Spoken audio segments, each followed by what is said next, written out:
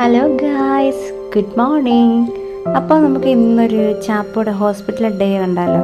അങ്ങനെ ഓട്ടോ വന്നു. ഓട്ടോയിൽ കുഞ്ഞ്, ഞാൻ, മമ്മി, അങ്ങനെ ഞങ്ങൾ പോയിക്കൊണ്ടിരിക്കുകയാണ് ഗായ്സ്. ഇനി 3 days കൊണ്ടുപോകേണ്ടതുണ്ട്.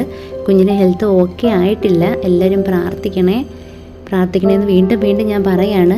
ഹോസ്പിറ്റലിൽ വന്ന് അവിടെയും വെയിറ്റ് ചെയ്യാണ്. വേറെ ഡോഗ്സ് ഉണ്ട് അടുത്ത്.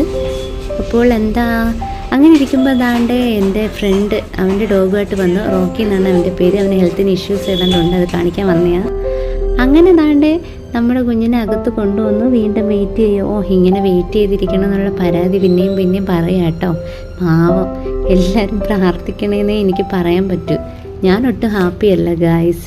അങ്ങനെ ദാണ്ട് കുഞ്ഞിനെ നോക്കാൻ നമ്മുടെ ഡോക്ടർ വന്ന് ഇഞ്ചക്ഷനൊക്കെ എടുക്കുകയാണ്. നല്ല പെയിനുണ്ട്, കഷ്ടം, ഒരുപാട് വേദന 2 ദിവസം കൊണ്ട് അനുഭവിക്കുക. 3 days ഇനി കൊണ്ടുവരണം. ഫുഡൊന്നും കഴിക്കാത്തതുകൊണ്ട് ട്രിപ്പ് അത്യാവശ്യമാണ്, ഇഞ്ചക്ഷനൊക്കെ ഉണ്ട്. അപ്പോൾ എല്ലാവരും പ്രാർത്ഥിക്കണേ. എനിക്ക് അതേ പറയാൻ പറ്റുന്നുള്ളൂ. ഞാൻ ഒട്ടും ഹാപ്പിയല്ല. എനിക്ക് ഒരു ചിരിക്കാൻ പോലും തോന്നുന്നില്ല. ഞാൻ അത്രത്തോളം ഇഷ്ടപ്പെടുന്ന ആളാണെന്ന് എനിക്കൊക്കെ അറിയാം. എൻ്റെ എല്ലാ തിരക്കും മാറ്റി വെച്ചാണ് ഞാൻ എൻ്റെ കുഞ്ഞിന് വേണ്ടി നിൽക്കുന്നത്. അങ്ങനെ നമ്മൾ ബില്ലൊക്കെ പേ ചെയ്തതിന് ശേഷം ഒരു കടയിൽ വന്നിട്ട് ദാണ്ടേ ഒരു സമൂസയും ഒരു ചായയും വാങ്ങിച്ച് കഴിച്ചു.